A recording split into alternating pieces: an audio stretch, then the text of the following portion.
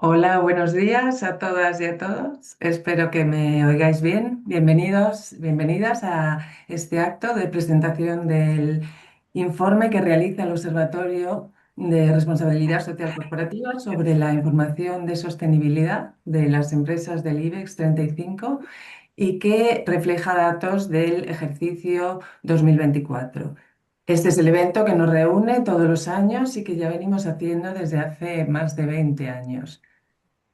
Para los que no me conozcáis, soy Ana Lowenberg, soy la presidenta del observatorio desde hace poquito, desde el principio de este año, y es para mí un verdadero honor estar hoy con todos vosotros y con todas vosotras, ya que este informe refleja claramente el corazón, el impulso del observatorio, con información muy rigurosa, con información independiente y con información veraz que nos permite a las empresas, a las grandes empresas, poder tomar decisiones respecto a la sostenibilidad.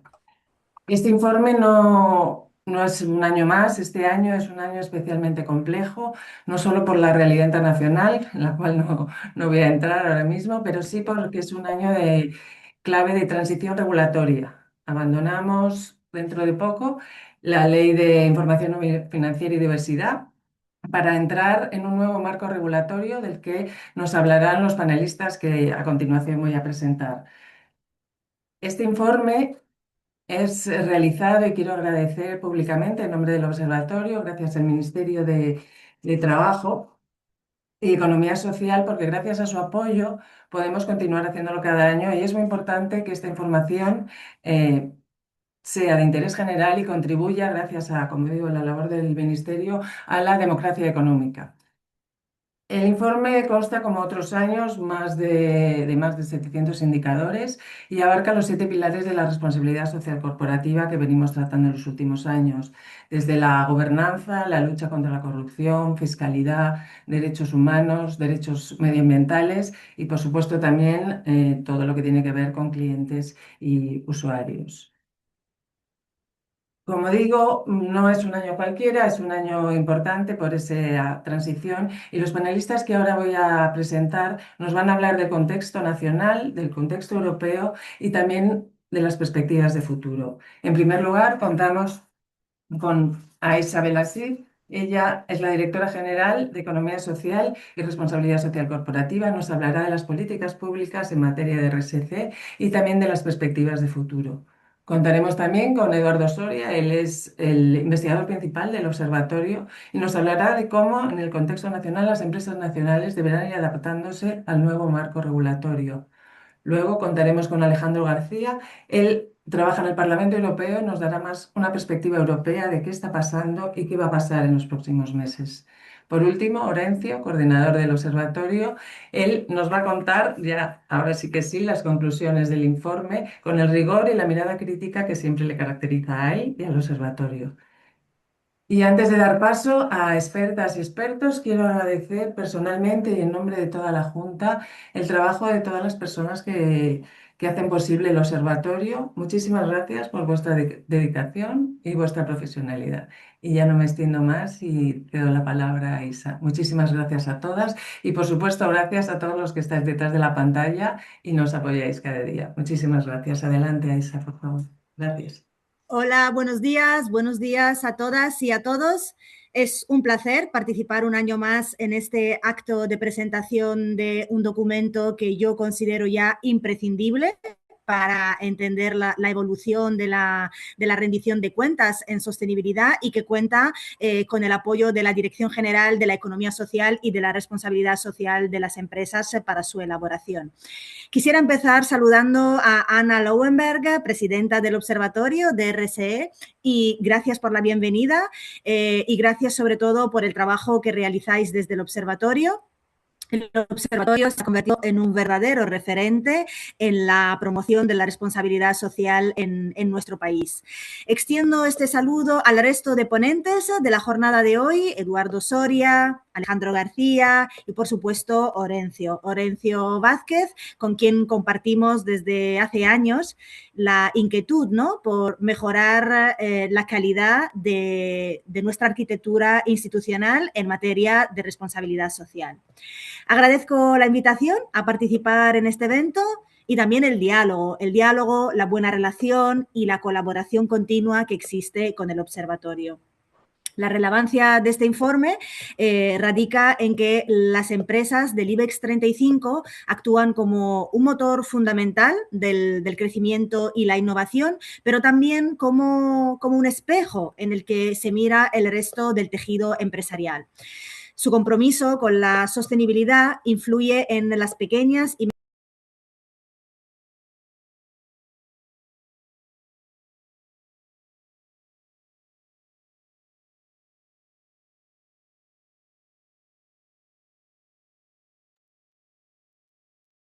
Sí, Ana, por favor, puedes hablar. Voy a ver qué ha pasado para ver con Aisa, a ver qué ha pasado con la conexión. Vale, os pedimos disculpas porque tenemos algún problema técnico y por la razón que sea, Aisa se ha desconectado. No sé si podemos dar paso quizá a Eduardo Soria y luego se reincorpora Aisa, si vemos que ahora en un minuto. Vale, Sí, perfecto. Si queréis darme paso, si no, esperamos otro poquito. le damos un minutito si quieres y si vemos que no, pues damos paso a la siguiente ponencia. Os pido disculpas a todos. Vale, perfecto.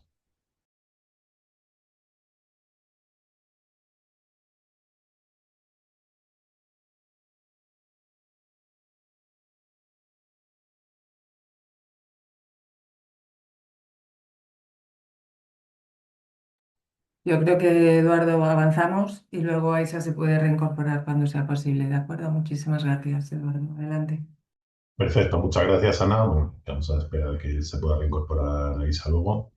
Bueno, gracias también a todos los ponentes, a todas las personas que estéis asistiendo.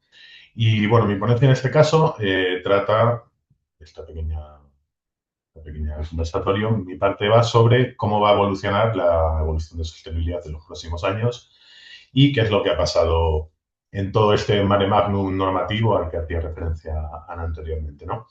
Por situarnos un poquito, voy a ser muy breve, tenemos un contexto temporal, digamos, en todo este proceso de reforma de la normativa europea de información sobre sostenibilidad, por el cual los últimos años han sido muy agitados, ¿no? Muy de reformas. Tenemos un 2023 como anticipatorio, digamos, respecto a la entrada en vigor de las NEIs, que finalmente se produce en 2024. Cuando hablamos de 2024, hablamos de los informes relativos a 2024, aunque se elaboran a año vencido, como sabemos, ¿no? ¿Qué sucede? Este año, o sea, este 2024, el ejercicio que estamos analizando en el informe, es central precisamente porque ya las leyes no son una referencia voluntaria como anteriormente, sino que hay una necesidad de cumplir con esta normativa, ¿no? La complejidad de esto es que precisamente cuando se están elaborando los informes relativos a 2024, a principios del año 2025, es cuando empieza a entrar en escena toda esta discusión del ómnibus, ¿no? Y a cuestionarse la propia normativa. En este sentido, se plantea reformar la normativa incluso antes de haber podido evaluar su funcionamiento con datos objetivos y con una cierta perspectiva temporal. Hay una justificación por parte de las instituciones europeas de simplificación técnica, de reducción de cargas burocráticas, aunque, bueno, como sabéis, los que habéis estado siguiendo un poco la trayectoria del observatorio y de otras organizaciones, por parte de la sociedad civil se cuestiona que realmente lo que hay es una desregularización que puede ser contradictoria respecto a los valores y objetivos estratégicos de la Unión Europea y que, más allá de ahorrar unos determinados costes o cargas, también genera sus propias cargas de ajuste o de reajuste y también en forma de incertidumbre normativa. Entrando directamente en qué es lo que cambia, digamos que hay dos grandes bloques de cambios, ¿no? Por una parte, el menor alcance de la normativa, es decir, menos empresas obligadas, y por otra parte, la reducción de las obligaciones o la flexibilización de las mismas. En cuanto a la reducción del alcance de la norma, digamos que se estima que en torno a un 70% menos de empresas obligadas, de las que habría con el marco anterior de la CSRD y de las NEIs de 2023. Antes del ómnibus tenemos que las empresas obligadas son aquellas con igual o más de 250 empleados o más de 40 millones de facturación o más de 40 millones en activos. También las pymes cotizadas, que reportarían bajo unos estándares específicos, y también determinados grupos de terceros países con una actividad relevante en la Unión Europea. Después del ómnibus vemos cómo se eleva mucho este umbral, pasando a ser las empresas obligadas solo aquellas con más de 1.000 empleados y más de 450 millones de euros de volumen de negocios anual neto, más también empresas de fuera de la Unión Europea, pero también con unos umbrales más elevados en cuanto a facturación, volumen de negocio. Por otra parte, está la flexibilización mediante la reducción de las obligaciones.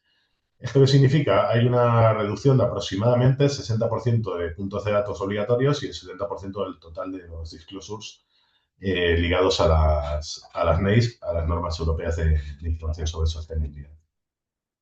Esta reducción, digamos que por una parte se basa en la supresión de indicadores considerados poco relevantes o redundantes. Además, se prioriza la descripción cualitativa y narrativa frente a métricas cuantitativas complejas, lo que, bueno, es verdad que puede facilitar el reporting desde el punto de vista de la empresa, en cierto sentido, pero también reduce la precisión y la comparabilidad, ¿no? Esta incertidumbre de la que hablábamos anteriormente.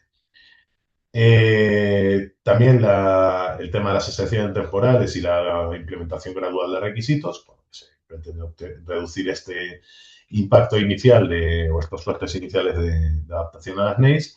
Y, por otra parte, también hay un mayor peso del principio de materialidad como incluso filtro para elegir la información que había que reportar con mayor intensidad que anteriormente.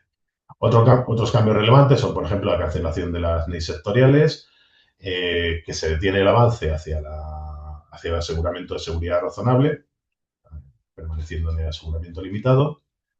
O, por ejemplo, un tema que ha sido relevante un poco en este discurso de simplificación, que es el límite de cadena de valor, por el cual las empresas obligadas no podrán solicitar a las no obligadas, es decir, a las de menos de 1.000 trabajadores, información que exceda la prevista en el estándar voluntario para pequeñas y medianas empresas, que, bueno, en un principio pues está pensado para pymes no cotizadas, aunque ahora cobra una mayor relevancia al poder ser utilizado por otras de estas empresas que antes estaban en el ámbito de aplicación y ahora no. Pero, bueno, hay que decir que no todo cambia. Hay, digamos, una estructura básica de la norma y unos principios básicos que se mantienen, ¿no? Por una parte, tenemos que el reporting sigue integrado en los sistemas de gestión y gobernanza y el informe debe mostrar el modo en que la sostenibilidad se vincula a la estrategia, a la gobernanza y la toma de decisiones. Por otra parte, tenemos otro tema muy importante, como es el enfoque basado en impactos, riesgos y oportunidades, la doble materialidad, es decir, financiera y de impacto como proceso obligatorio y como principio del reporte y de qué información es la que se debe reportar y cuáles son las cuestiones de sostenibilidad importantes para la organización. Y por último, también la estructura básica, es decir, seguimos teniendo estas dos NEIs transversales, que son para todas las empresas, la NEIS 1 y 2, el bloque de NEIs ambientales, de la E1 a la E5, las sociales, de la S1 a la S4, y las de gobernanza e integridad, que se agrupan bajo el estándar o la norma G1. Bueno, llegados a este punto, ¿cuáles son las perspectivas que tenemos de cara a corto o medio plazo, ¿no? Ahora estamos hablando en este evento de los reportes relativos a 2025, a 2024 que se presentarán en 2025. Los que se están preparando o presentando actualmente en estas fechas, que son los relativos a 2025 e incluso los relativos a 2026, van a seguir un poco el mismo marco normativo que actualmente, con cambios limitados en cuanto a excepciones o flexibilidades para determinadas empresas que tendrían que entrar en esta segunda oleada de reportes, ¿no? Sin embargo, ya los reportes de 2027, que se publicarán en 2028, se aprobarán las juntas generales en 2028, ya se reportarán bajo la CSR de Polos Omnibus y bajo las nuevas NEIs. Las nuevas NEIs se prevé que se aprueben durante este año, no hay una fecha fija, pero bueno, EFRAG ya presentó su propuesta y su dictamen técnico en noviembre de 2025, que actualmente está en revisión por parte de la Comisión Europea. Una vez que tenemos esto, pues bueno, hemos previsto que ahora debería comenzar una etapa de mayor estabilidad en cuanto al contexto europeo, pero entra otra cuestión relevante, que es en el ámbito nacional la transposición a la legislación española. Por una parte, está previsto un plazo para una nueva ley de información no financiera que sustituya a la ley 11/2018, está previsto un plazo inicial de un año, que teniendo en cuenta que la entrada en vigor de hoy fue en 2026, en marzo de 2026, el mes pasado, pues, va a ser hasta marzo de 2027. Hay una cuestión clave aquí, que es la posibilidad de una norma nacional más exigente que la europea, como ya sucedió con la Ley 11/2018, que fue una norma, en bastantes sentidos, bastante más ambiciosa que lo que fue en otros países la transposición de la anterior Directiva de Información No Financiera de 2014. Entonces, bueno, esto es un poco una esperanza o algo a lo que nos podemos agarrar las organizaciones de la sociedad civil, en el sentido de que, bueno, algo del terreno que quizás se haya perdido con esta reforma de la CSRD se pueda recuperar en la transposición. ¿Esto que implica para particularmente el Observatorio RSC? Pues bueno, este estudio va a seguir realizándose porque bueno, está basado en mejores prácticas según multitud de referencias internacionales. En ese sentido hay un cierto paralelismo con las propias NEIs, pero es un modelo analítico que ya anticipaba en gran medida estos requerimientos y que incluso va mucho más allá de lo que era este marco NEIS de 2023 y, por supuesto, que el marco NEIS recortado, entre comillas, de 2026. Y, bueno, también para finalizar, comentar que en este contexto el análisis independiente de organizaciones como la nuestra es imprescindible pues, para evaluar cómo está funcionando la normativa y también desde el punto de vista de la incidencia política de nuestras organizaciones. Y bueno, eso es todo. Agradecer una vez más a todos los ponentes, al equipo de investigadores que ha participado en el estudio y también a toda nuestra audiencia. Y doy paso, supongo que a Itza, para que presente su ponencia. Muchas gracias a todos. Muchas gracias, Eduardo. Sí, Aisha, por favor, cuando puedas. Adelante. Gracias, Eduardo. buenos días de nuevo. Espero que me escuchéis ahora.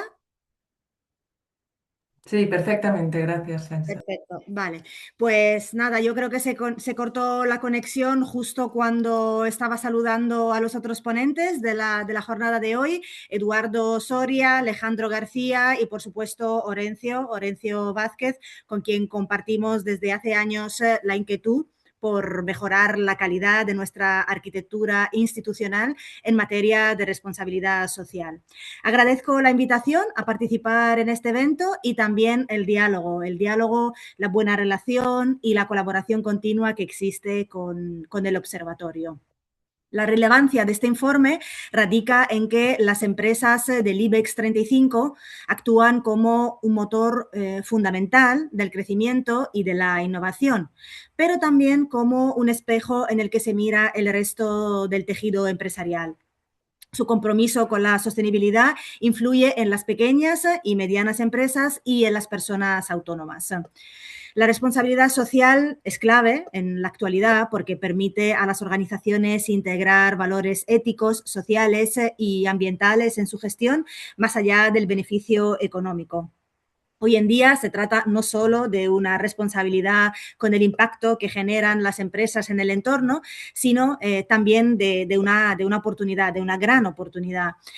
En un contexto de mayor conciencia social y exigencia por parte de los consumidores, personas empleadas e inversores, la responsabilidad social empresarial contribuye a generar confianza, a mejorar la reputación corporativa y promover un desarrollo sostenible que beneficia tanto a la empresa como a la sociedad en su conjunto. El compromiso del Gobierno de España y de forma específica del Ministerio de Trabajo y Economía Social con la responsabilidad social de las empresas es firme, es también decidido y estratégico. En este sentido, estamos llevando a cabo actuaciones concretas que voy a compartir en esta sesión, pero de forma muy breve. Hace poco más de una semana se publicó en el BOE el Real Decreto 301/2026, por el que se modifica la regulación del Consejo Estatal de Responsabilidad Social de las Empresas. La reactivación del CERSE no es un simple trámite administrativo, es más bien una respuesta a una necesidad de dotar al Gobierno de un órgano asesor y consultivo que sea el marco de referencia para el desarrollo de la responsabilidad social empresarial en España.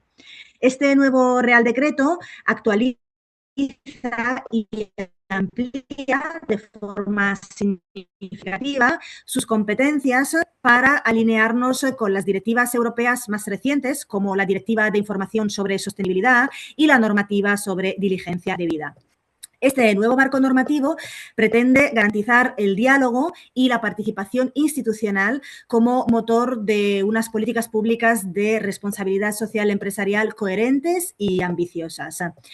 En materia de financiación, desde Dirección General gestionamos anualmente una convocatoria de subvenciones destinada, entre otros fines, a actividades de promoción de la responsabilidad social de las empresas. En la última convocatoria, correspondiente al ejercicio 2025, destinamos un presupuesto de casi 8 millones de euros para financiar proyectos que impulsen tanto la economía social, que es la otra pata de la Dirección General, y la cultura de la responsabilidad social empresarial.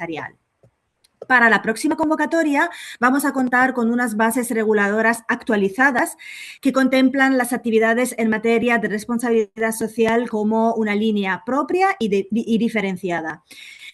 Esta línea de es fundamental para que tanto las organizaciones representativas como las entidades que trabajan en este campo puedan desarrollar investigaciones, formaciones y acciones de valores de la sostenibilidad en todo el territorio.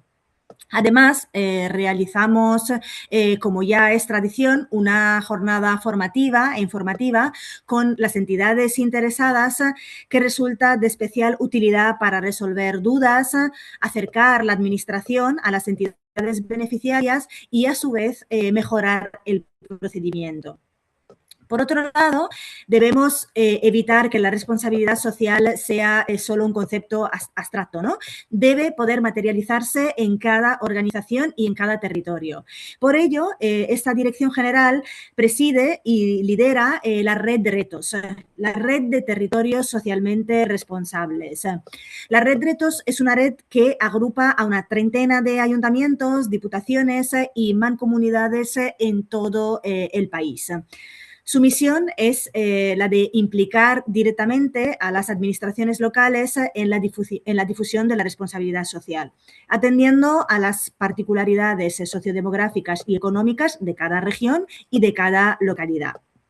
Retos nos permite demostrar que un territorio socialmente responsable es un territorio más competitivo y más capaz de retener el talento. Otra de nuestras es el portal de responsabilidad social del Ministerio de Trabajo y Economía Social. Este portal, que creo conocéis bien, no es solo un repositorio de noticias, es una herramienta viva al servicio de la transparencia que se puso en marcha siguiendo el espíritu de la Ley 11/2018, que supuso un punto de inflexión en la divulgación de información no financiera. El portal incluye una herramienta específica para la publicación de informes y memorias de sostenibilidad. Invitamos a todas las empresas a hacer uso de este canal que busca facilitar, digamos, el acceso del público a informaciones relevantes sobre cuestiones medioambientales, sociales, de personal y de lucha contra la corrupción. La transparencia digital es, en nuestra opinión, el mejor aliado contra la desinformación en un escenario como el actual, el que la ciudadanía exige cada vez más y empresas coherentes con sus valores.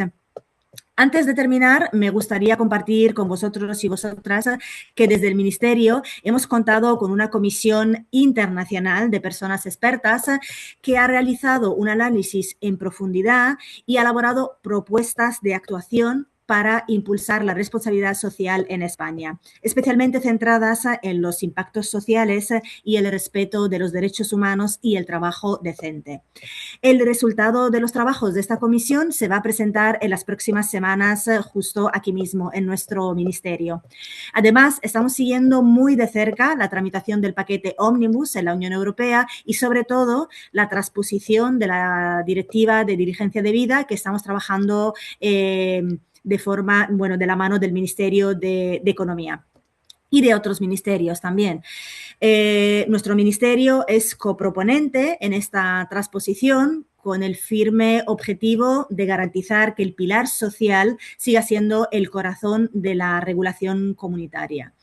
Quiero concluir agradeciendo de nuevo al Observatorio de Responsabilidad Social su invitación, pero sobre todo quiero felicitarles por su labor incansable. Reitero el compromiso total de esta Dirección General para seguir trabajando de la mano del tejido empresarial y de todas las organizaciones que nos acompañan en este camino. Así que muchas felicidades por el resultado de este informe y muchas gracias. Muchísimas gracias, Aisa, especialmente por tus palabras y también por toda la labor que hacéis y el apoyo que nos dais, que nos permitís estar aquí hoy. Muchísimas gracias. Damos ahora paso a Alejandro García. Él nos va a hablar más del contexto europeo. Adelante, Alejandro, cuando quieras. Gracias. Hola, hola a todos. Gracias, Ana, y gracias al Observatorio por invitarme, como siempre. Voy a seguir un poco con la presentación de Eduardo, pero centrándome en mi caso en la Directiva de Debida Diligencia, que también ha sido objeto de modificación a través de ese paquete ómnibus que presentó la Comisión hace cosa de un año, hace más de un año, y que se aprobó finalmente hace bien poco. Como explicaba Eduardo, estamos inmersos en esa agenda simplificadora que ha impulsado la Comisión desde las últimas elecciones europeas en 2024, cuando el contexto político cambió bastante, cambió la composición del Parlamento Europeo, por un lado, que es donde yo estoy. Tenemos mayorías diferentes a las que teníamos antes, tenemos, por tanto, una agenda política diferente. Cambió la Comisión, ha cambiado el Consejo también a lo largo de una serie de distintas elecciones nacionales. Poco a poco el Consejo ha ido también incorporando una mayoría de gobiernos conservadores que han asumido también esa agenda de simplificación, a veces de desregulación, y ha cambiado también nuestro principal socio al otro lado del Atlántico, la administración en Estados Unidos, ha cambiado también, y esa agenda política al otro lado del Atlántico también ha tenido una repercusión importante en lo que estamos haciendo aquí en Bruselas, ¿no? Entonces, ese nuevo programa se ha traducido en hasta 10 paquetes ómnibus hasta la fecha, y se esperan más. Y el primero de ellos fue precisamente el que tocó esa directiva de información de la que ha hablado Eduardo y la directiva de diligencia debida. Voy a compartir muy rápidamente una presentación que, que yo creo que la estáis viendo, que coge los cambios principales de la directiva, empezando por el ámbito de aplicación. Cambian las empresas obligadas, el número de empresas se reduce notablemente, pasamos de empresas de más de 1.500 empleados a empresas de más de 5.000. Es un aumento muy grande, y de empresas de más de 450 millones de facturación a empresas de más de 1.500 millones de facturación anual. Por tanto, una reducción enorme del ámbito de aplicación, que en números concretos podemos ver en este mapa que ha elaborado Somo. Es una organización establecida en Países Bajos que hace un trabajo muy interesante también en este ámbito, y ya han calculado el número de empresas que quedarían obligadas en cada país, y nos encontramos con un número por debajo del millar, 974 grupos empresariales en Europa, y en torno a 500 en el resto del mundo. O sea, un total de cerca de 1.500 grupos empresariales quedarían finalmente obligados por esa directiva, muchos menos de los que originalmente estaban cubiertos, ¿no? Entonces, es un cambio fundamental en la norma, y cambian también, por supuesto, las disposiciones, el contenido, las disposiciones concretas, las obligaciones concretas de la directiva. Cambia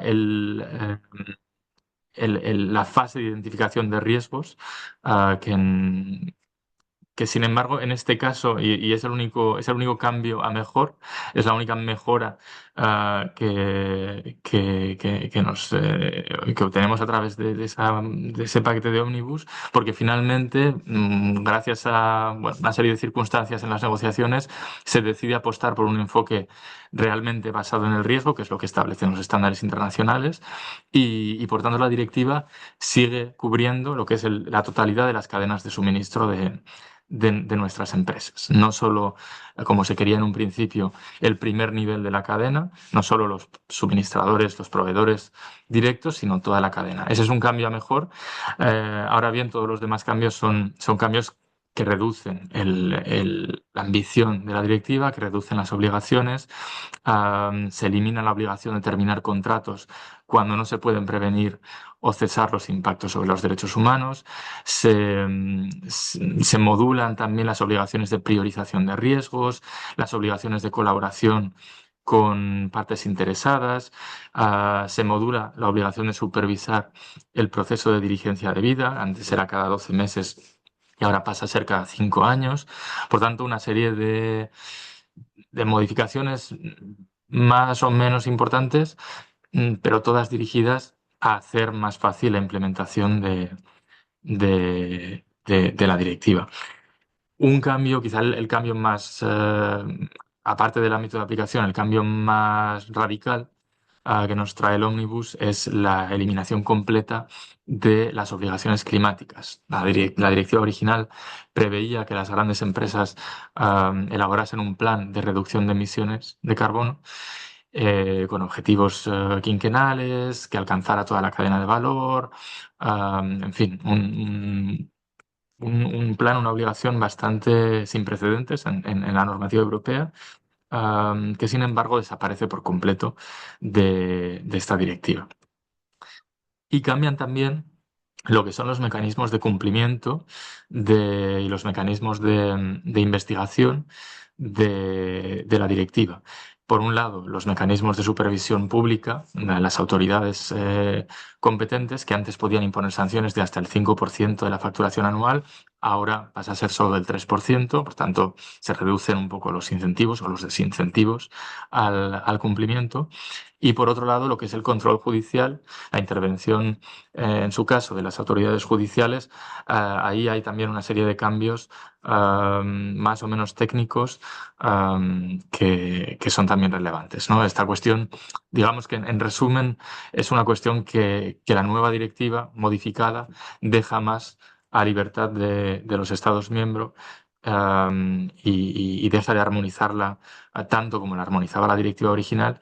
Y ahí será importante, por tanto, lo que, como decía también Eduardo, con relación a a las obligaciones de información, será importante lo que hagan los estados en la fase de transposición, ¿no? Cómo transpongan esta normativa y qué prevean en lo que respecta al control judicial y a la responsabilidad civil de las empresas.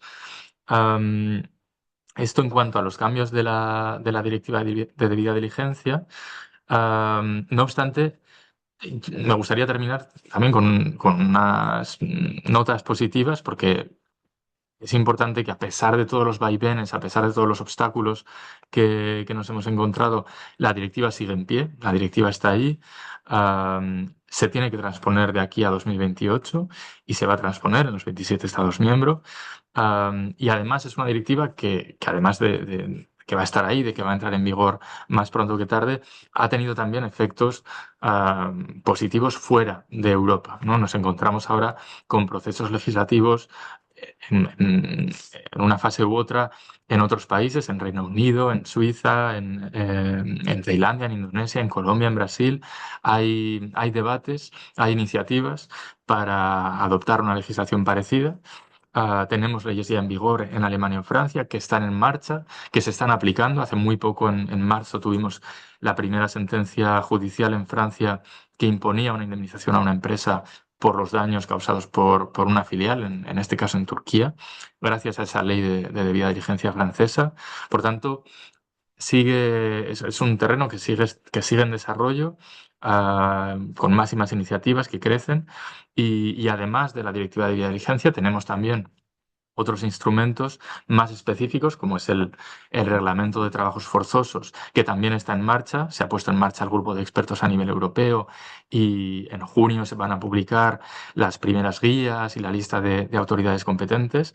Y en 2027 podrán empezar a realizarse investigaciones por parte de la Comisión. Tenemos el reglamento de deforestación, que también impone obligaciones de diligencia debida y que, a pesar de que también ha sufrido modificaciones y mucho debate, hay muchos reveses, también sigue en pie y también empezará a aplicar relativamente pronto. Por tanto, tenemos todo ese abanico de legislaciones que siguen en marcha, y yo creo que en ese contexto ejercicios como el que hacéis en el Observatorio de Análisis y de Seguimiento en este informe son y van a cobrar cada vez más relevancia. Lo dejo aquí y encantado de estar con vosotros de nuevo. Muchas gracias, Eduardo, y muy especialmente por los últimos mensajes esperanzadores. Doy paso ahora a Orencio, cuando quieras, ya con las conclusiones del informe. Adelante, muchas gracias. Gracias, Ana. Bueno, gracias a los panelistas y gracias al Ministerio por el apoyo para la realización de la presente investigación, que, como ha comentado Ana, pues es una investigación que llevamos realizando desde el inicio del observatorio y en voy a poner modo presentación. Y en este tránsito pues nos encontramos en plena metamorfosis en lo que ha sido pues una evolución desde ahora mismo desde el cumplimiento de la Ley 11/2018 al cumplimiento de las NEIs, ¿no? Entonces, en esa metamorfosis, en esa transición, ha habido diferentes etapas hasta el 2018, 2014, 2018. En el caso de España, pues asistíamos a un proceso de información de carácter voluntario, luego ya esa información se traslada a una información obligatoria. Además, con fuerte presión de los inversores en ese periodo de tiempo, y en el 2022 pues, asistimos a la aprobación de la Directiva de Información sobre Sostenibilidad, al reglamento de las NEIs, y luego posteriormente ahora con el proceso de desarrollo de Omnibus y de transformación, como ha comentado Eduardo, de esas obligaciones en cuanto a los requerimientos de la propia NEIs. Lo que hemos intentado este año, siempre intentamos anticiparnos a los procesos con este informe y viendo la capacidad de adaptación de las empresas, es por un lado pues seguir contrastando el cumplimiento de los requerimientos vigentes al día de hoy, que son los derivados de la Ley 11/2018, pero también medir el impacto de las NEIs al sufrir esa transición en el año 2024 y al haber ya muchas empresas que informan conforme este estándar, que es el estándar anterior al proceso de revisión que está aconteciendo actualmente. Nos basamos en una metodología muy amplia, es decir, nuestro óptimo de información no siempre tiene o no siempre coincide con referencias pues más utilizadas o universalmente más aceptadas por parte de las empresas o por parte de las instituciones, sino que vamos nutriéndonos de diferentes referencias, todas ellas en su ámbito de especialización, con un reconocimiento pues muy amplio y muchas de ellas con vinculación con normativas internacionales. Y como ha comentado la presidenta del observatorio, pues analizamos siete áreas, un total de 781 indicadores. Todos ellos son indicadores de carácter cualitativo. Intentamos que haya mucha precisión en el desarrollo del análisis de la documentación. Analizamos mucha documentación, no solamente el estado de información no financiera, sino reglamentos, códigos de conducta, políticas, informes de buen gobierno, informes de las comisiones de los consejos, es decir, analizamos abundante información, contrastamos esta información también con información de fuentes provenientes de fuentes externas, no para dar veracidad a una u otra, sino simplemente para ver si la información que está facilitando la empresa responde a un proceso de rendición de cuentas, es decir, si hay una sentencia, hay una denuncia, hay un movimiento de contestación o de respuesta a ciertas impresiones por parte de una empresa en un tercer país y eso tiene un eco mediático, pues ver si la empresa está reflejando esa información y cómo está afrontando, en su caso, pues esos movimientos, esas denuncias o, en su caso, rectificando en el caso de sentencias judiciales, etcétera. También nos basamos en bases de datos de supervisores, Banco de España, otro tipo de supervisores, CNMC, y no solamente dentro del ámbito nacional, sino del ámbito internacional. Y como cuento, el tema de la herramienta Analyze es una herramienta que es muy precisa. No hay un gradiente de información o de evaluación que tenga capacidad el analista de valorar la escala de valoración, sino que simplemente el analista, en base a un criterio de materialidad, establece si cumple o no cumple. Por poner un ejemplo, pues en el desarrollo de una política a lo mejor hay un total de 14 indicadores que examinan esa política. Es decir, no solamente si existe una política y evaluamos la calidad de la política, sino que se hace todo un desarrollo pormenorizado y detallado de el cumplimiento de los criterios que debería cumplir esa política. El criterio de materialidad lo llevamos a cabo, y creo que esto también es relevante de cara a entender y a comprender el alcance del estudio, en base al sector de actividad, a las implicaciones que tienen las actividades que realiza la empresa y en base a su presencia geográfica. Para ello analizamos la presencia geográfica a través del perímetro de información de lo que es el perímetro corporativo, es decir, la matriz y subsidiarias, empresas participadas, no tanto allá donde realizan actividades tanto a nivel de suministro y también actividades de ámbito comercial.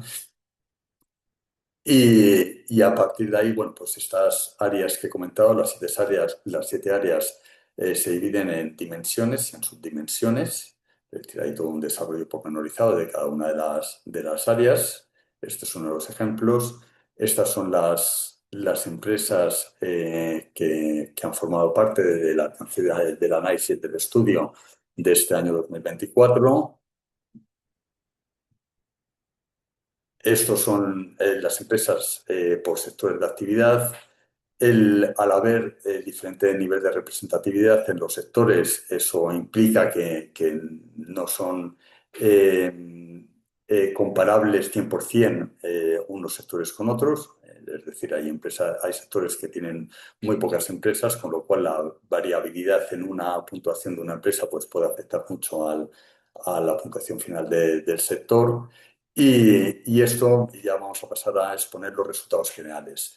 Los resultados, el informe está colgado en la página web del observatorio, está disponible, con lo cual voy a dar un marco este año muy general sin detenerme en el análisis de indicadores concretos. Esa información, como comento, está detallada en el informe. El informe está estructurado por esas áreas, resultados generales, áreas, dimensiones y subdimensiones. En cada una de esa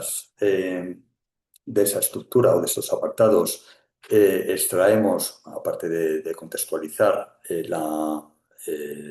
los elementos fundamentales a nivel de avances normativos o de coyuntura de otro tipo que han acontecido durante el año de objeto del análisis, extraemos una serie de indicadores y extraemos buenas y malas prácticas de las empresas.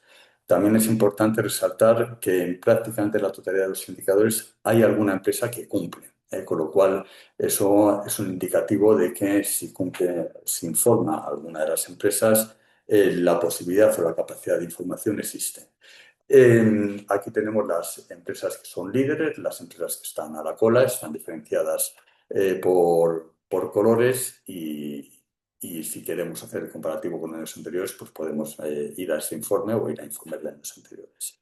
Aquí vemos que hay una evolución positiva que tiene pues momentos muy determinados, y que nos ayudan a extraer una conclusión, así a través de simplemente el análisis de este gráfico de barras, y es que el impacto normativo pues, tiene una relevancia muy importante sobre la calidad de la información suministrada por parte de las empresas. Aquí vemos cómo se consolida en el 2018-2020 pues una información, un salto cualitativo con respecto al 2017 muy importante, muy relevante.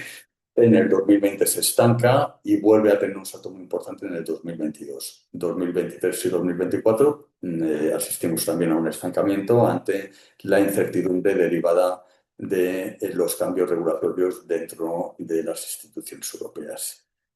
Por dimensiones, vemos que hay importantes cambios este año. El más relevante es al alza es en buen gobierno, luego también en fiscalidad responsable, aunque hay volatilidad tanto en fiscalidad responsable como en otras áreas. Y luego vemos que hay una disminución importante de información, principalmente atesorada por el área de clientes y consumidores. Esto, como explicaremos más tarde, pues tiene su justificación en los cambios derivados de informar conforme a las NEIs, que dan una mayor relevancia a este área con respecto a estándares anteriormente utilizados, como era la Global Reporting Initiative. En materia de sector de actividad, prácticamente no hay grandes variaciones con respecto a años anteriores. Sigue liderando la información las empresas que están dentro del sector de petróleo y energía. Esto tiene su justificación. Son empresas normalmente que actúan en entornos más regulados y en entornos de mayores riesgos y con un mayor componente de impacto y, por tanto, más vigiladas con un mayor escrutinio por parte de las instituciones, principalmente de los sindicatos y de las organizaciones de sociedad civil. Y, por tanto, el elemento reputacional pues, está más integrado y, por tanto, la información es más proactiva por todos estos factores que he comentado. Luego está tecnología y comunicaciones, y luego ya a la par, pues prácticamente servicios financieros y el resto de sectores. Ya voy a pasar a exponer muy brevemente los principales resultados de cada una de las áreas. En buen gobierno nos movemos entre el liderazgo y las puertas giratorias. Estas son las dimensiones que, como comentaba, pues cada una de ellas se divide en subdimensiones que hemos analizado, y vemos que hay un salto muy importante principalmente en tres áreas: liderazgo, estrategia y sostenibilidad, canal de denuncias y cadena de suministro. En gestión responsable de la cadena de suministro es una dimensión que introducimos hace 3 o 4 años, y hemos visto una evolución positiva. Y luego se produce un estancamiento en el resto de áreas. En materia de independencia de consejeros, pues pese a que hay una evolución en el número de empresas que tienen en sus consejos una mayoría de independientes, todavía vemos elementos que son importantes para poder evolucionar hacia una mayor independencia de esos consejeros, como límite de remuneraciones, limitación de asistencia o de pertenencia a otros órganos, tanto de consejos de administración como órganos directivos, para poder distribuir su tiempo adecuadamente en el ejercicio de sus competencias.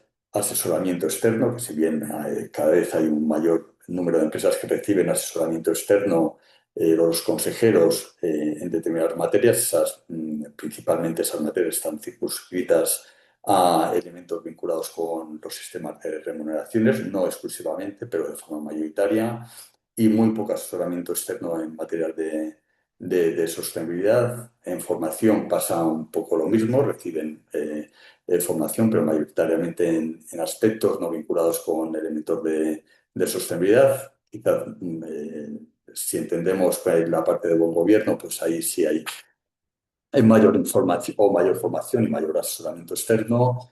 y otros elementos como limitación en el número de mandatos, reelección en número de años, asunción de la documentación con un tiempo mínimo de anticipación, es decir, todos estos indicadores que vamos analizando en independencia de los consejeros, que son las condiciones, el ecosistema que tiene dentro de las empresas para que esos independientes realmente puedan ejercer esa independencia, que no estén sujetos a conflictos de intereses, etcétera, etcétera. Eso permanece estancado desde hace unos años.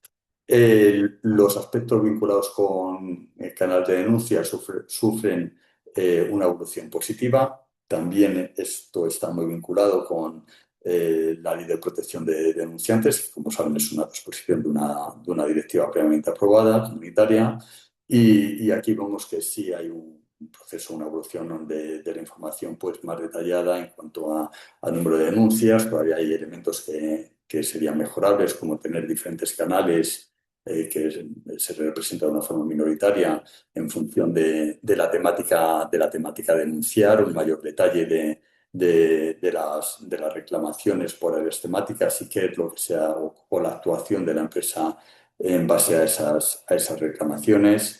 Y luego donde vemos un salto muy importante, y esto tiene que ver seguramente bajo nuestro análisis con el desarrollo de las NEIs y la atribución de la identificación de los hilos por parte de la alta dirección, entre los otros aspectos, y los elementos de gobernanza que introducen las NEIs, es en liderazgo, estrategia y sostenibilidad.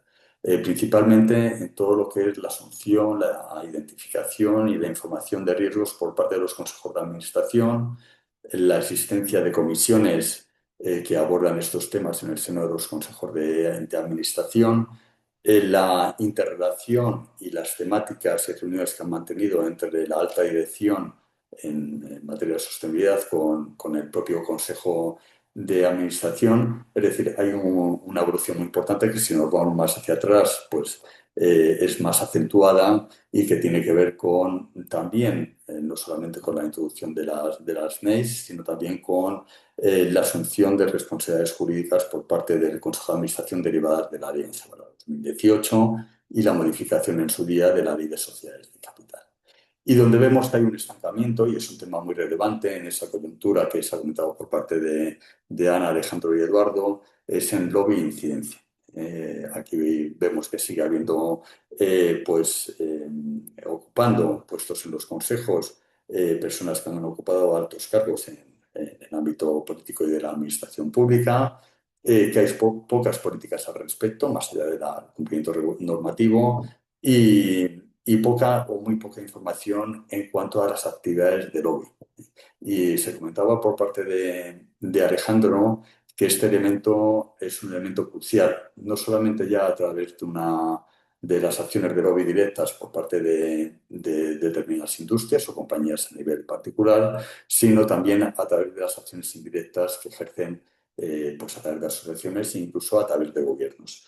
Como conocen, porque bueno, ya lo ha contado Alejandro anteriormente, ha habido fuertes presiones por parte de gobiernos específicos, concretos, con cartas abiertas que son de fácil acceso en contra de las regulaciones, principalmente de la regulación de diligencia de vida por parte de las instituciones europeas. En materia de fiscalidad responsable, vemos que sigue habiendo una fuerte presencia de empresas en territorios a través de sociedades participadas considerados paraísos y nichos fiscales, y vemos cómo todavía hay una cierta opacidad a través de estructuras societarias que son muy complejas. Hay poca información más allá del anexo 2 de las cuentas anuales sobre esas estructuras societarias, es decir, las sociedades dependientes, pues la información económica de estas sociedades dependientes, número de empleados, facturación, beneficios atribuidos a esas sociedades dependientes, cómo se fijan los precios de transferencia, las operaciones intragrupo, es decir, elementos que son fundamentales para tener una radiografía, una fotografía clara de cuál es la estructura fiscal o la estrategia fiscal de las compañías. Hay poca información también en cuanto a los motivos que se derivan de la actividad, en su caso, de su presencia o las razones que se derivan de su presencia en paraísos sin fiscales. Y aquí tenemos, bueno, pues eso, una especie de estancamiento en esa información. En cuanto a impuestos y subvenciones, hay mucha información sobre subvenciones, pero poco estructurada en cuanto al organismo que concede esa subvención, la finalidad en cuanto a, es decir, los parámetros en organismo concedente y finalidad de la subvención. Hay un indicador que es claro en la ley y, por tanto, y es una información que la empresa atesora, que no tiene que elaborar nuevos métodos y procedimientos ni métricas para conseguir esa información, que es los beneficios e impuestos país a país. Aquí tenemos, creo que son 19 empresas las que presentan esa información, es decir, todavía hay empresas que no presentan esa información de manera completa, la presentan o bien de manera parcial en algunos países, luego a nivel regional, y esa información es clave también para tener una información sobre esa estrategia fiscal. Por sectores, tenemos servicios financieros, petróleo y energía, servicios financieros, las empresas, las entidades de crédito, los intermediarios financieros tienen obligación de presentar al Banco de España el informe bancario anual, que es un informe que tiene que establecer una serie de información económica sobre cada uno de los países donde están operando. Y en el caso de petróleo y energía también están expuestas a ciertas iniciativas normativas específicas sobre su contribución en aquellos países donde están extrayendo los recursos. En materia de corrupción, el silencio de los riesgos, hay poca información, hay mucha información en cuanto a lo que son los compromisos, como pasa también en otras áreas, y hay menos información en cuanto a los procedimientos aplicados y a la rendición de cuentas en cuanto al resultado de esos procedimientos.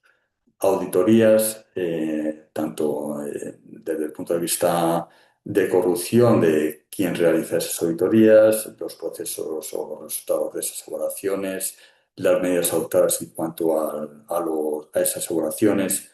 Hay muy poco cumplimiento, solamente una empresa cumple con respecto y con información que es mejorable, en este caso Repsol, con respecto a la ley de 2013 de transparencia y buen gobierno, que obliga a las empresas grandes perceptoras, lo que implica que hayan recibido más de 100.000 euros en subvenciones, a tener un apartado en la web con información de sus relaciones con las administraciones públicas, subvenciones, contratos públicos. Y este tema es muy relevante y hace relativamente poco fue un tema de debate de actualidad el hecho de quién financia los medios de comunicación.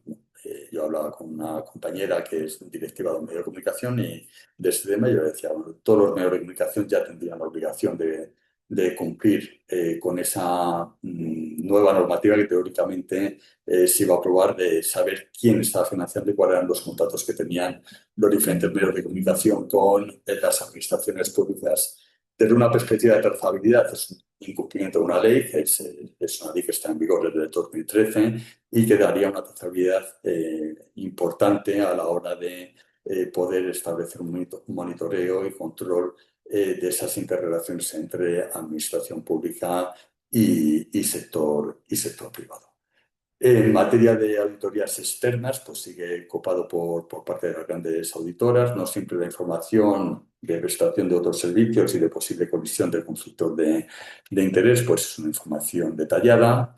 Y estas son las principales conclusiones en cuanto a corrupción. Hay poca información de los riesgos de corrupción en la cadena de suministro, igual que pasa con otras áreas. Aquí vemos, bueno, pues a nivel de sector, pues aspectos que nos pueden resultar llamativos, sobre todo en la parte baja de la tabla, materiales básicos, industria y construcción y servicios financieros e inmobiliarios, como son dos sectores que están especialmente expuestos a riesgos de corrupción, blanqueo de capitales, colisión en materia de competencia y sin embargo, bueno, pues son sectores que facilitan menos información que otros en este campo. En el ámbito medioambiental, el Iber de las dos velocidades, lo titulamos, vemos que en materia hay un avance importante en todo lo que tiene que ver con cambio climático, clima y con energía. Sin embargo, hay elementos que tienen una implicación muy relevante en todo lo que son la gestión de impactos ambientales, que tienen que ver con los límites planetarios, es decir, todo lo que tiene que ver con la transición a otro tipo de economía, que es los aspectos vinculados con biodiversidad, economía circular, gestión del agua, también desde una perspectiva de impacto local, calidad atmosférica, acústica y lumínica. Y aquí tenemos bueno, pues una evolución menos relevante que con respecto a temas de clima. Eh, lo más resaltable en este caso, como comentaba, pues es el desapalancamiento de los recursos y la externalización de ciertos impactos ambientales a través de las cadenas de suministro, de las cadenas de valor. Eh, ya Naciones Unidas nos alerta de que estamos lejos de conseguir pues el límite no del 1,5, sino de 2 grados que que nos habíamos planteado. Con lo cual, bueno, pues la implicación del sector privado en materia de lucha contra el cambio climático es fundamental. La información aquí sí es una información relevante, la suministrada por parte de las empresas. Hay menos información o la información es más dispersa en cuanto a las emisiones de alcance 3 y con diferentes metodologías heterogéneas entre sí que no permiten la comparabilidad. También hay poca información, y esto es importante, de emisiones por unidades de producción y por país. Y en materia de energía hay información sobre eficiencia, sobre energías renovables, pero hay menos información en cuanto a los ahorros derivados de esa eficiencia energética. Como comentaba, los aspectos vinculados con economía circular, que no son elementos ya solamente desde una perspectiva de gestión de impacto ambiental, que por supuesto lo son, sino también desde una perspectiva de resiliencia en cuanto a la conflictividad que nos encontramos ya desde hace unos años y a la volatilidad de los recursos o de las materias primas desde la perspectiva de los sectores tecnológicos y de transición verde y los aspectos vinculados con la biodiversidad, con el impacto que causa la actividad económica no solamente fuera de Europa, sino dentro de nuestras fronteras, que son muy evidentes y eh, están puestos científicamente en diferentes estudios e investigaciones. Esto es el nivel de cumplimiento por parte de los diferentes sectores. En derechos humanos, el eslabón perdido. Seguimos, pese a los avances en materia de debate institucional, de la necesidad de incorporar a las cadenas de valor en la protección de los derechos humanos, la capacidad de influencia que tienen las grandes empresas, la presencia de estas empresas a nivel de producción o obtención de recursos en países con riesgo alto y extremo en materia de vulneración de derechos humanos, pero vemos que hemos avanzado mucho en materia de políticas, pero no tanto en lo que es la implicación de las cadenas de suministro, la implementación de los procedimientos de diligencia de vida y en los mecanismos de acceso al remedio. Los procesos de identificación de riesgos pues, se ha evolucionado en los últimos años, pero todavía esas evaluaciones no son del todo precisas ni van acompañadas de planes específicos para afrontar esos riesgos. Hay muy poca información de riesgos por países o hay muy pocas empresas que informen sobre los riesgos específicos por países o por actividades. Volvemos a tener un liderazgo de las empresas de petróleo y energía, quizás por esa mayor exposición a riesgos, y aquí es llamativo en la parte baja de la tabla los servicios financieros inmobiliarios. conocen el tema de los servicios financieros o de los intermediarios financieros, fue un elemento de discusión muy, bueno, pues que generó pues bastante participación y con posiciones distintas en el desarrollo de la directiva o de la directiva original, que finalmente se cayó de ese texto. La incorporación de los intermediarios financieros en todo lo que tenía que ver en la elaboración o la implementación de la debida diligencia en los proyectos de inversión que realizasen, es decir, en esa labor de intermediación financiera. Y aquí vemos, bueno, pues como también en materia medioambiental, como son empresas que presentan poca información con respecto a su debida diligencia en relación a aquellos proyectos que están financiando. Proyectos de terceros que está financiando el sector financiero. En derecho laboral es la mejor valorada con matices. Vemos que también hay una presencia en países de riesgo alto y extremo en materia de derecho laboral. Los aspectos de condiciones del empleo pues están ahí en la parte intermedia entre derechos laborales básicos y salud y seguridad. En materia de condiciones del empleo, pues los aspectos vinculados con salario mínimo vital todavía son pues muy marginales en cuanto a la presentación de la información. Y en derechos laborales básicos, aquí tenemos como hay una fuerte presencia de empresas en países que no han suscrito el artículo del convenio 98 de la OIT y bueno, pues se facilita poca información sobre cómo estas empresas que están operando en estos países garantizan el cumplimiento o garantizan unas condiciones para que se dé, bueno, pues, en la medida de las posibilidades, los derechos básicos de libertad de asociación y de negociación colectiva. En materia de clientes y consumidores, asistimos al retroceso informativo. Solamente estas son empresas que son analizadas desde el punto de vista de que tienen relación con clientes y consumidores finales. Es importante resaltar que asistimos a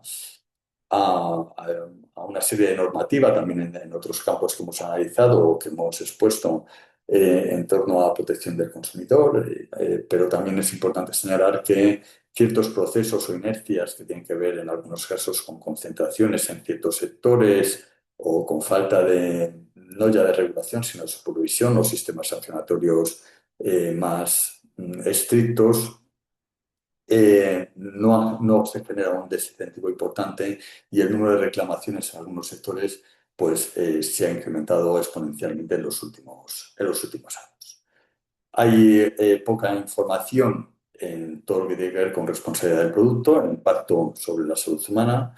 Hay poca información también en todo lo que tiene que ver con la protección de datos, multas en relación a reclamaciones y multas en relación a los sistemas de protección de datos, también los temas de ciberseguridad, que son temas que hoy en día pues, también las empresas pues, tienen que y están invirtiendo y están generando procedimientos y procesos para cubrir todo lo que son el robo de datos de clientes por parte de terceros.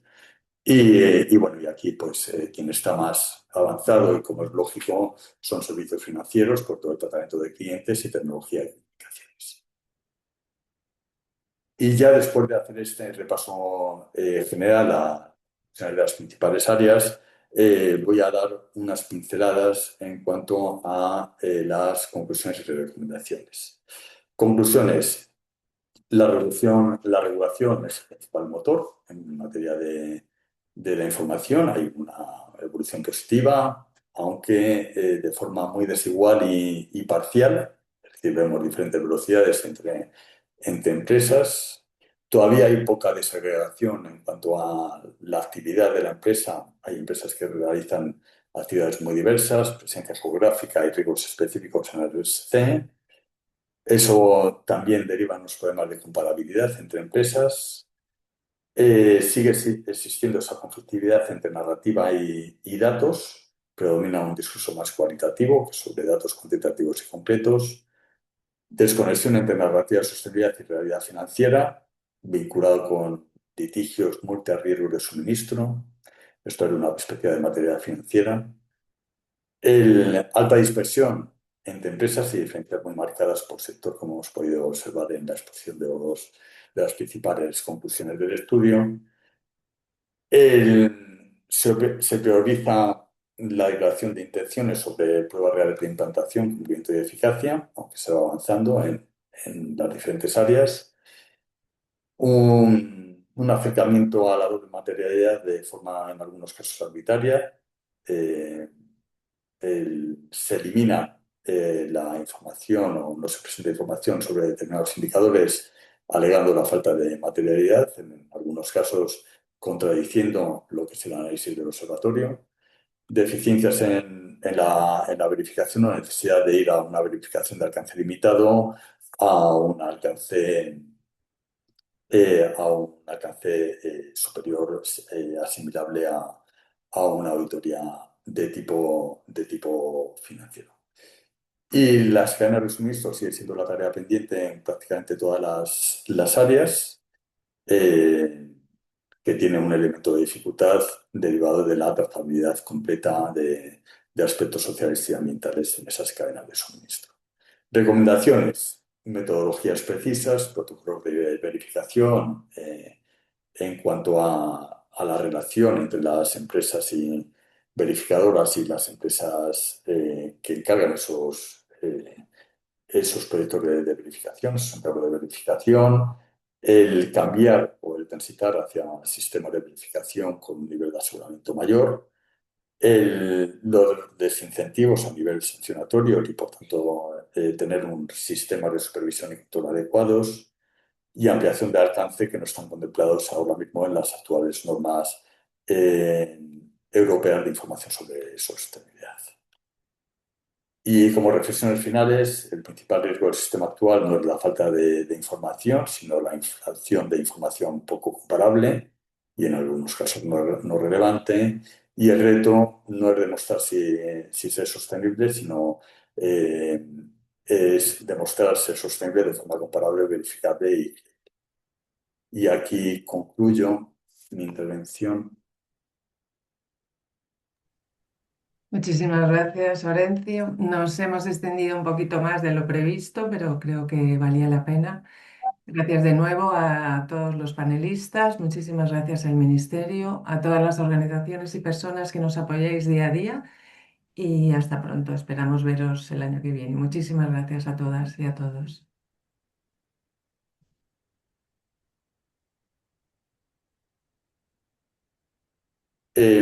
Ana, no sé si hay creo que hay alguna pregunta. Si queréis dejamos un par de unos 5 minutillos para las preguntas.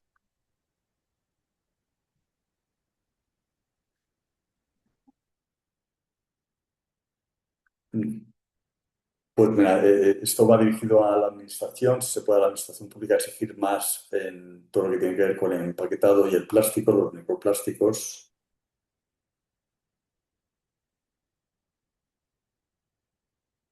Y hay otra vinculada con el tema de greenwashing, ¿no? Bueno, pues si queréis, yo contesto a la de greenwashing. O sea, realmente el estudio, el objetivo del estudio no es detectar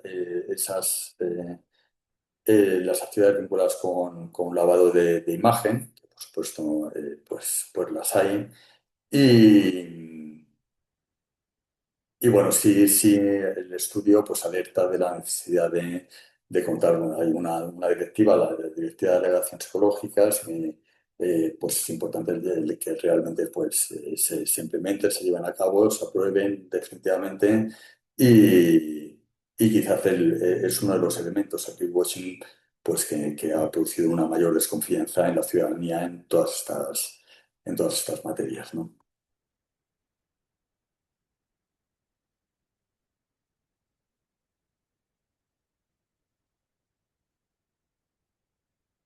Y bueno, pues yo creo que ahora sí, Ana, porque tampoco hay más preguntas. Agradezco de nuevo vuestra participación Y a todos los que nos habéis seguido y nos apoyáis cada día, muchísimas gracias. Hasta pronto. Bueno, pues nada, gracias.